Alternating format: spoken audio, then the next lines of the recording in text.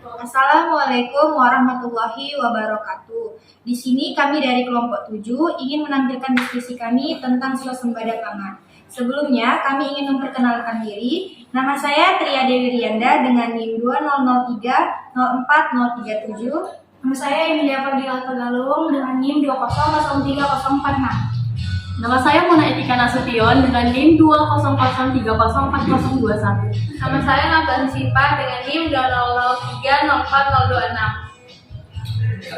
Gue tau nggak pas masa pemerintahan Bapak Presiden Jokowi sama Bapak Yusuf Kala itu orang itu ada merencanain target pangan, bahkan target swasembada pangannya itu yang pokok dan strategis itu seperti contohnya kayak beras, jagung, kedelai, gula gitu.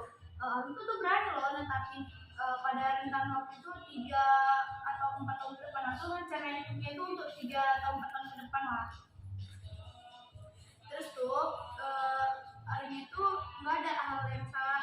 Alhamdulillah emang nggak salah sih kan rencanain target-target politis seperti itu, tapi masyarakat itu berharap orang tuh kayak cemas gitu loh sama strategi dan langkah yang diambil oleh Bapak Presiden, karena tuh melibatkan sektor swasta dan masyarakat madani di tingkat lapangan.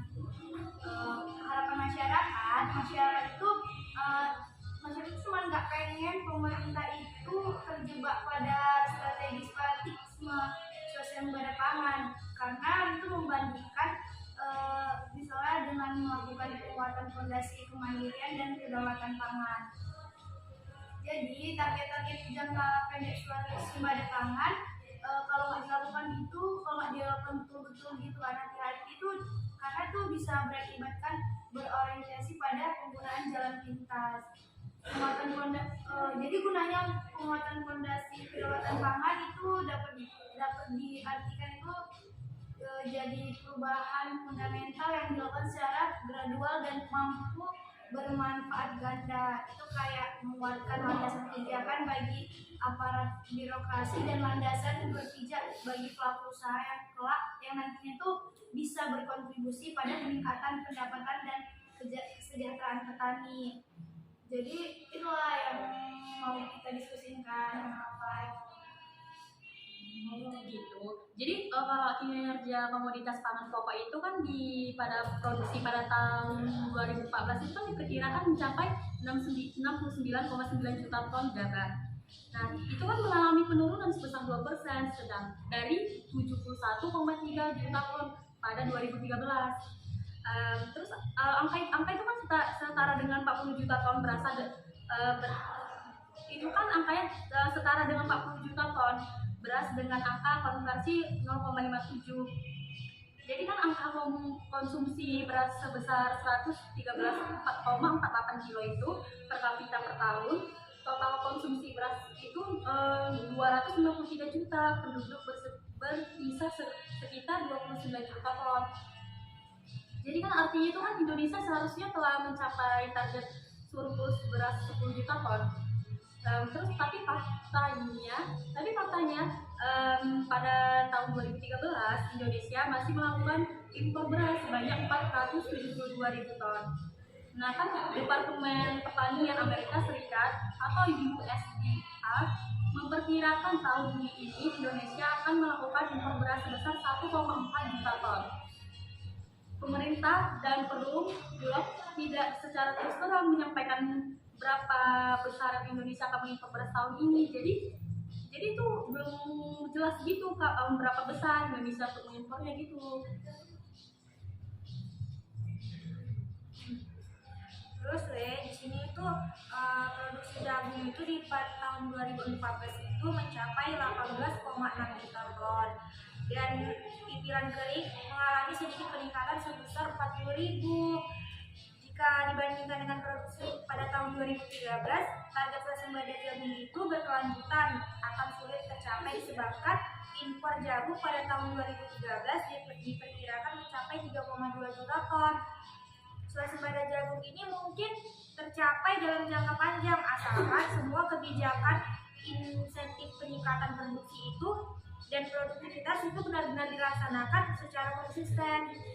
Terus pada produksi kedelai di tahun 2014 yaitu mencapai 492.000 ton.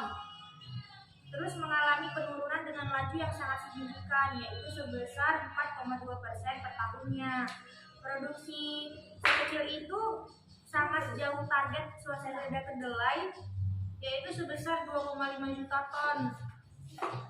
Itu pada tahun 2015. Nah, sistem usaha tani kedelai ini di Indonesia itu telah terlanjur rusak selama 20 tahun terakhir. Karena sudah terlanjur rusak itu, jadi semakin parah sejak liberalisasi perdagangan kedelai, dan itu tuh terjadi pada akhir 1990-an, semasa krisis ekonomi Asia lah. Tadi kan produksi jagung sama produksi kedelai, sekarang itu ada produksi gula. Pada tahun 2014 sebenarnya mencatat peningkatan sampai sekitar 2,45 juta ton loh. Walaupun masih sangat jauh dari target produksi 4,2 juta ton, itu dapat dikatakan swasembada gula. Jadi apabila pada 2014 laju peningkatan produksinya itu, gula di dalam negeri dapat dipertahankan dan insentif untuk bergantung pada gula impor dikurangi. Kebutuhan impor gula akan dapat dikurangi. Saat ini angka konsumsi gula sekitar 4,5 juta ton dong, terdiri dari 2,5 juta ton gula konsumsi dan 2 juta ton gula rafinasi dengan bahan baku gula mentah asli impor. Jadi dari uraian singkat tentang kinerja 4 komoditas pangan pokok dan strategi tersebut, sebenarnya titik lemah utama upaya pencapaian target swasembada selama 10 tahun terakhir minimnya perubahan teknologi produksi. Peningkatan produksi pangan tidak banyak didorong dengan perubahan teknologi pertanian dan adaptasi inovasi baru, sehingga perubahan produktivitas nyaris stagnan. Jadi kalaupun terdapat peningkatan produktivitas pada padi, jagung, kedelai dan gula, itu pun hanya karena kebetulan. Misalnya kebetulan iklim sedang bersahabat dan musim hujan sedang berpihak pada petani. Target-target swasembada tadi itu kan dibuat dalam jangka pendek. Jadi itu para aparat birokrasi itu menggarap daerah Jawa, Madura, dan Bali itu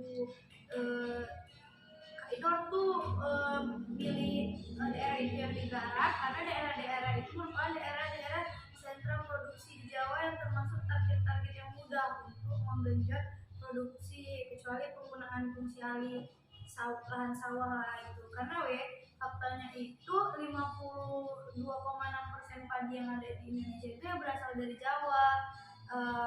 Kayak jagung juga 54,5% itu berasal dari Pulau Jawa, kedelai 66,9% dan gula 67,4% itu berasal dari Jawa. Kalaupun paradigma pemikiran pencapaian target swasembada tersebut yang dikedepankan pada 5 tahun ke depan, pemerintah itu nggak berani ngambil resiko langsung untuk menggeser basis produksi pangan ke luar Jawa. Mungkin saja kebijakan konkret di Pulau Jawa akan difokuskan pada pencegahan alih fungsi lahan sesuai itulah dengan UUD itu tentang perlindungan lahan pertanian, pangan berkelanjutan dan serangkaian peraturan pelaksanaannya. Tapi kan berbeda kalau halnya jika pemerintah baru pada kabinet kerja ini lebih fokus pada pembuatan fondasi kebijakan pangan termasuk penciptaan areal tanah baru dan pencetakan sawah-sawah baru di luar Jawa. Kan penguatan fondasi yang dimaksud itu kan termasuk membenar dan memperbaiki infrastruktur pertanian dan infrastruktur lain yang berhubungan dengan pertanian secara langsung ataupun secara tidak langsung. Jadi nggak ada jalan lain kecuali mencurahkan tenaga dan pikiran untuk memperbaiki dan membenahi infrastruktur pertanian. Infrastruktur pertanian itu mampu memproses perubahan teknologi, biologi, kimiawi, serta teknologi mekanis yang begitu progresif. Prosesnya itu tentunya didukung peningkatan kapasitas petani dan sumber daya manusia pertanian lainnya. yang melahirkan inovasi. Pemerintah wajib mengembangkan sistem insentif baru yang berbasis inovasi dan teknologi, mulai dari benih, produksi panen, dan pasca panen. Terus, jadi pemerintah kabinet kerja yaitu pemimpin Presiden Joko Widodo dan wakil presidennya itu Muhammad Yusuf Kala itu telah bulat bertekad untuk mencapai swasembada untuk padi, jagung, dan kedelai itu di tahun 2017. Terus secara implisit pemerintah juga bertekad untuk mencapai swasembada gula dan daging pada tahun keempat dan kelima atau pada tahun 2018 dan 2019.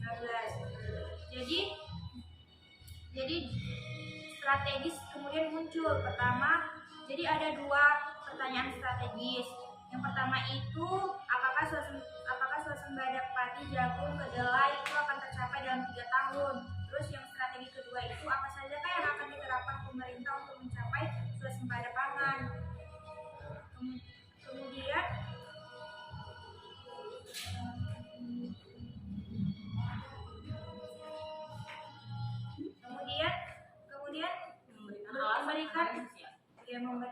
dia kemudian berusaha membahas target-target swasembada pangan kabinet kerja, terus itu memberikan analisis terhadap pertanyaan-pertanyaan yang tersebut tadi, terus itu memberi solusi yang perlu diambil pemerintah dan tidak hanya untuk mengajar swasembada pangan tapi untuk mencapai tingkat ketahanan pangan yang lebih bermartabat. Jadi ada dokumen resmi tentang rencana pembangunan jangka menengah nasional atau RPJMN itu pada tahun 2015 sampai 2019 tentang mencanangkan peningkatan kedaulatan pangan untuk mewujudkan kemandirian ekonomi nasional. Jadi yang pertama itu target ketika pembagian pangan mungkin ada yang tercapai, tapi ada yang sulit juga untuk tercapai. Target pertumbuhan yang tertulis di RPJMN untuk padi itu 3,03% dan jagung 4,73% per tahunnya. Mungkin cukup realistis sih, sehingga swasembada padi dan jagung mungkin saja akan tercapai dalam 3 tahun ini. Akan tetapi, target pertumbuhan produksi kedelai sebesar 22,7% per tahunnya amat sulit sih untuk tercapai, sehingga target swasembada kedelai hampir tidak mungkin tercapai pada tahun 2018 bahkan tahun 2019. Jadi analisis ini menggunakan data resmi produksi pangan yang dipublikasikan Badan Pusat Statistik atau BPS, dan sementaranya mengesampingkan dulu kualitas dan konsistensi data tersebut. Pembahasan tentang kualitas dan metodologi estimasi data produksi pangan memerlukan ruang diskusi dan landasan teori statistika dan teori ekonomi pertanian tindak lanjut atau advance. Jadi siapapun yang menetapkan target-target pertumbuhan produksi pangan, data historis tetap perlu dijadikan referensi. Di samping strategi itu atau langkahnya yang akan dilakukan pemerintah saat ini pada kurun waktu 5 tahun ke depan, produksi pada 2004 itu tercatat 54,1 juta ton loh, gabah kering atau GKG. Terus produksi padi pada 2014 telah mencapai 70,6 juta ton GKG. Akan terjadi peningkatan sih yang dari yang tadi itu ke 2,70% per tahun selama 10 tahun berdasarkan Susilo Bambang Yudhoyono daripada Jokowi. Berarti kan peningkatan terjadi itu 2,7% selama 10 tahun gitu ya?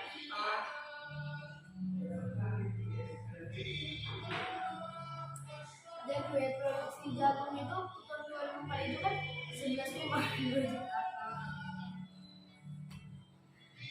Jagung itu yang keren itu ya. Yang meningkat menjadi 19,1 juta kan ya? Iya. Terus itu pun kinerja pertumbuhan produksi jagung itu 5,45% per tahun dan selama 10 tahun terakhir, bahkan masih lebih tinggi dari target pertumbuhan produksi jagung. Pertumbuhan produksi itu padi 3,03% dan jagung 4,70% per tahunnya. Terus itu pada kabinet kerja kita tuh mungkin tercapai jika pemerintah mampu bekerja sama lebih erat lagi dengan pemerintah provinsi dan pemerintah kabupaten. Tapi target pertumbuhan produksi kedelai itu sebesar 22,7% per tahun selama 5 tahun mendatang terlalu sulit untuk dicapai. Produksi kedelai pada 2004 itu cuma tercatat 323.000 ton kedelai kering. Kemudian tuh dia meningkat lagi menjadi 923.000 pada tahun 2014. Atau itu kayak terjadilah peningkatan sebesar 2,47% per tahunnya selama pemerintahan Pak SBY. Itu agak sulit karena itu agak sulit terima masyarakat tuh karena pertumbuhan selama 10 tahun jika pemerintahan Jokowi itu menetapkan target hampir 10 kali lipat dari kinerja pertumbuhan selama 10 tahun terakhir. Siapapun yang diberi amanah sebagai Menteri Pertanian pasti akan mengalami kesulitan gitu untuk mewujudkan target swasembada kedelai gitu kan. Apalagi pada mana yang berat itu kan, apalagi yang itu kan targetnya kan 10 kali lipat, sedangkan tahun pada zaman SBY aja dia masih berusaha keras, apalagi di zaman Pak Jokowi juga ke tahun 2014 kemarin kan dia nyuruh 10 kali lipat. Berarti kan sangat membuat beban untuk menteri, bagi menterinya kan kayak berat kali ya kan. Terus masyarakat juga belum tentu berharap bahwa target swasembada pangan itu bukan jebakan politik yang tidak membawa kemaslahatan apa-apa kecuali kegaduhan dan suasana panas yang tidak produktif. berarti kita tuh harus lebih maju lah ya Pak. Iya, pastinya sih. Yang pastinya itu strategi yang akan ditetapkan pemerintah untuk mencapai swasembada pangan dalam 3 tahun ke depan itu cukup banyak ya. Strategi tersebut terkesan kurang fokus dan tercampur aduk antara substansi teoretis, strategi, kebijakan, dan program. Mungkin saja Badan Perencanaan Pembangunan Nasional atau Bappenas memang harus mengakomodasi urusan administrasi dan birokrasi dari Kementerian Teknis dan organisasi di dalam Bappenas sendiri. Terus itu pun ada sekian macam strategi yang telah tertuang dalam RPJMN di tahun 2015 sampai 2019 itu dapat disiarkan. Itu yang pertama ada peningkatan kapasitas produksi, terus itu yang kedua itu peningkatan produktivitas pertanian, yang ketiga peningkatan akses petani terhadap sumber-sumber pembiayaan, terus yang keempat ada pengembangan produksi pangan secara koperasi. Kemudian itu diurus oleh perusahaan swasta dan badan usaha milik negara yang kita kenal sebagai sebutannya BUMN. Terus yang kelima ada perlindungan petani dan dari kegagalan produksi. Jadi dengan kata lain itu strategi implementasi rencana kerja tahunan yang harus dilaksanakan oleh Kementerian Teknis, ketersediaan anggaran, personal peran dan iklan pemerintah serta aspek delivery system. Lain itu berperan amat penting sih pada pencapaian target-target swasembada pangan. Misalnya selama 3 bulan pertama ini pimpinan birokrasi pemerintah, presiden dan menteri pertanian cukup rajin melakukan belusukan dan berdialog langsung dengan petani. Ekspektasinya sih akan mengetahui langsung keluhan petani ya, tapi respon kebijakan dapat segera dieksekusi. Hal tersebut efektif dalam mencapai target-target swasembada yang telah ditemukan. Waktu jualan yang akan menentukan perencanaan dan strategi yang 100% sempurna tidak akan bermakna apa-apa jika tidak mampu dilaksanakan secara sempurna di lapangan. Jadi itu intinya tuh kalau bangun itu kebijakan di tingkat strategi dan politis itu perlu memiliki rasionalitas yang baik dan landasan teoris yang dipertanggungjawabkan. Jadi kebijakan di tingkat organisasi dan operasional juga perlu memiliki prasyarat delivery system yang mumpuni dan tentunya itu Mumpuni untuk apa? Untuk kemampuan ini Untuk adaptasi atau fleksibilitas ya. Iya. Berarti pemerintah pusat perlu mengombinasi strategi mencapai swasembada ini ya. Kalau yang dengan langkah operasional di tingkat lapangan yang dilakukan oleh pemerintah daerah. Berarti pemerintah provinsi sebagai perwakilan itu perwakilan pemerintah pusat di daerah perlu menjadi koordinator ya, dan jembatan penghubung antara kebijakan di tingkat strategis dan implementasinya di lapangan. Pemerintah provinsi perlu bekerja sama lebih erat dengan universitas atau perguruan tinggi lainnya di daerahnya yang memiliki kompetensi dan pengalaman melakukan penyuluhan, pendampingan, dan pemberdayaan rentan. Nah, jadi bisa kita lihat swasembada pangan ini perlu sebagai kondisi mendasar yang harus dicapai dalam upaya peningkatan kesejahteraan. Tapi bukan semata target politis dan birokrasi pemerintah. Presiden Soeharto semasa Orde Baru itu mampu mencapainya. Itu Presiden Jokowi perlu berpikir lebih maju dari pendahuluannya seperti peningkatan ketahanan pangan dan kecukupan gizi bagi seluruh rakyat. Terus itu visi kemandirian dan kedaulatan pangan tidak hanya bermakna sumber pangan, tapi kemampuan dan hak negara dan bangsa dalam memproduksi pangan beraneka ragam yang mampu meningkatkan kesejahteraan individu rakyat Indonesia. Jadi prospek ekonomi pangan itu dan pertanian di Indonesia tahun 2016 itu gimana? Diperkirakan tidak akan banyak berbeda dari tahun 2015 itu. Namun tantangan yang dihadapi ekonomi pangan hampir dapat dipastikan akan lebih berat dibandingkan 2015 kemarin. Dampak kekeringannya ekstrim yang menekankan sebagian produksi pangan dan keselamatan musim tanam akan mulai terasa pada tahun 2016 ini. Di dalam negeri, ekonomi pangan dan pertanian Indonesia terus menghadapi kenaikan harga pangan pokok karena kinerja produksi dan manajemen stoknya ada yang bermasalah. Walaupun laporan Badan Pusat Statistik atau BPS pada awal November 2015 itu menunjukkan peningkatan produksi beras 5,6%, jagung 4,4%, dan kedelai 2,9%, atau mengindikasikan surplus produksi pada beras dan jagung. Fakta di lapangan tidak seperti yang diramalkan sih. Tapi jika dampak kekeringan tersebut tidak terasa gitu, ratusan hektar lahan padi mengalami musuh dan gagal panen. Masyarakat pedesaan pun ya terpaksa harus berjalan berpuluh kilometer hanya untuk memperoleh 1-2 ember air bersih. Rasa percaya dirinya pun terhadap kenaikan produksi pangan spektakuler tersebut perlahan mulai berkurang. Jadi pada November itu sekitar 500.000 ton beras impor dari Vietnam udah mulai bongkar muat di pelabuhan Tanjung Priok. Sebagian besar untuk mengisi cadangan beras yang dikelola Perum Bulog. Para analis dan ekonomi pertanian itu sebenarnya cukup mafhum bahwa impor beras itu 1,5 juta ton sebenarnya tidak terlalu istimewa. Stok beras pada Desember 2015 berada pada titik kritis di bawah 1 juta ton, dan fakta sulitnya pengadaan beras dalam negeri pada masa kekeringan, maka harga eceran beras dalam negeri pun ya jadi naik gitu. Fenomena sebaliknya pun justru dijumpai dengan seperti adanya hampir seluruh harga pangan strategis mengalami penurunan yang signifikan. Dalam ekonomi global modern, harga pangan strategis sangat berhubungan dengan harga minyak bumi. Bahkan penurunan harga pangan global tersebut telah menekan sektor perkebunan secara amat signifikan karena rendahnya harga karet, kelapa sawit. Kayak juga loh, Iya. terus itu mengurangi insentif bagi petani dan usaha perkebunan untuk menggenjot produksinya.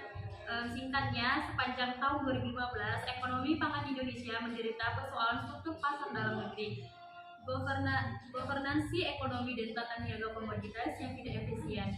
Pelaku ekonomi yang paling lemah selalu menanggung dampak buruk dari buruknya struktur pasar komoditas pangan tersebut. Apalagi sepanjang 2015 dan 2015 ini prospek ekonomi pangan dan pertanian diakhiri dengan rekomendasi kebijakan yang harus diambil pemerintah untuk meningkatkan kinerja ekonomi pangan atau setidaknya untuk menjaga agar ekonomi pangan pada 2016 tidak terjadi lebih buruk. Secara makro, kinerja pertumbuhan ekonomi sektor pertanian sampai dengan triwulan 3 tahun 2015 tercatat hanya 3,21% per tahunnya. Masih jauh lebih rendah sih dari kinerja pertumbuhan ekonomi makro yang mencapai 4,73%. Tingkat pertumbuhannya sebesar itu belum cukup untuk mampu menyerap tenaga atau penciptaan lapangan kerja baru, apalagi mengentaskan masyarakat dari kemiskinan.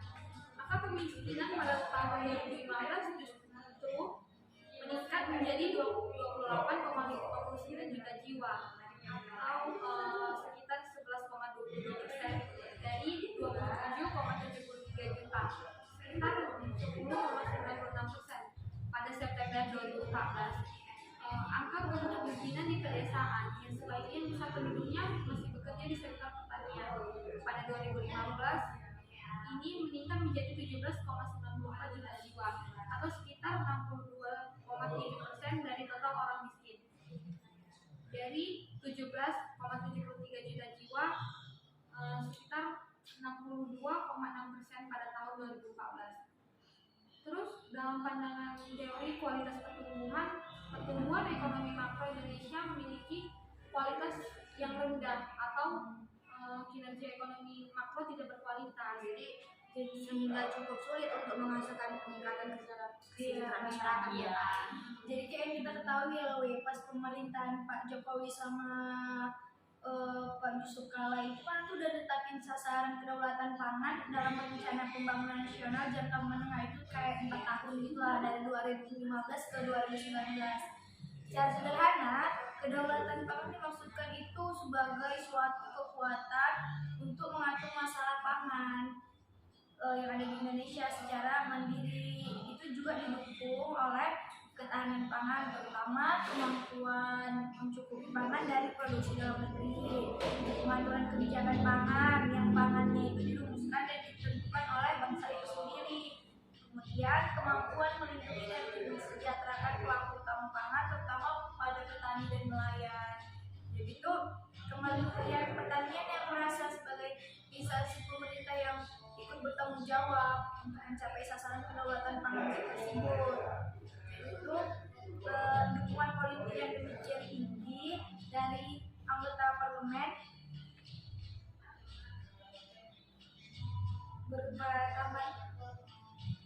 berupa tambahan alokasi anggota pada APBN 2015 sekitar 16 triliun ya. Itu sehingga total anggaran sektor pertanian mencapai 32,7 triliun. Terus itu mereka telah membuat kursus pajale seakan Tidak boleh gagal kan? Iya, jadi dia tuh peningkatan produktivitas padi melalui program gerakan penerapan pengolahan tanaman terpadu atau GMP melalui program gerakan penerapan pengolahan tanaman terpadu atau GMP PTT yang merupakan fotokopi atau penyempurnaan dari program pada pemerintah sebelumnya, yaitu sekolah lapangan pengelolaan tanaman terpadu atau yang disebut dengan SLPTT. Yang kedua ada perluasan areal dan pengolahan lahan melalui pengembangan atau rehabilitasi jaringan irigasi tersier dan optimasi lahan (OPLA).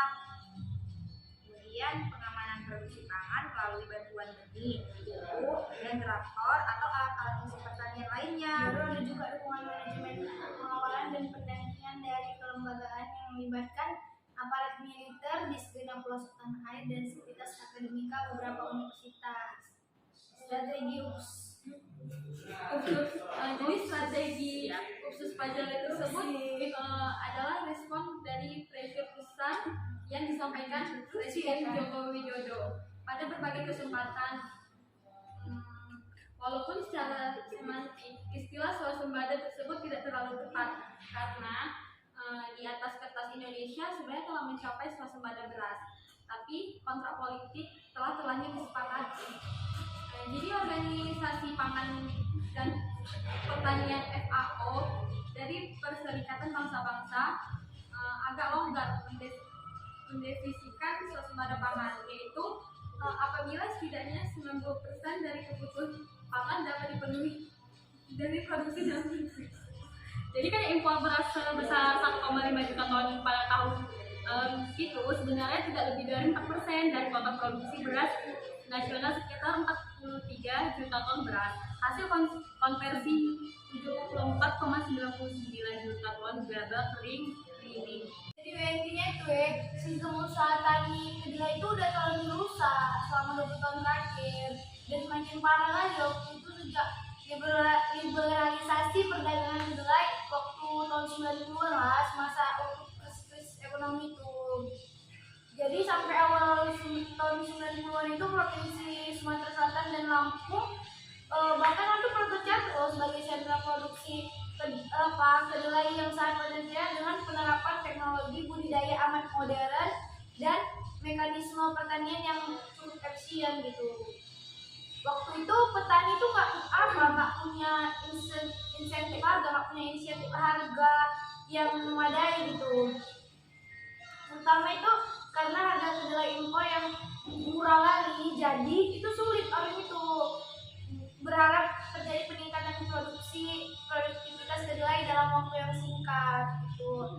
Jadi dengan kondisi usaha tani kedelai di hulu yang seperti itu terlalu sulit gitu mengharapkan terdapat keajaiban dalam 3 tahun ke depan gitu. Kalau dalam 3 tahun ke depan itu bahwa Indonesia itu mampu mencapai swasembada kedelai dengan definisi yang paling longgar sekalipun itu aja. Kayak nggak yakin gitu lah para petani itu aja punya Karena kan lagian juga pada zaman SBY juga itu kan belum, itu aja susah ngapainnya swasembada, apalagi Pak Jokowi kan menargetkan 10 kali lipat ya. Apa dalam waktu yang singkat gitu 3 tahun gitu. Ya singkat kan.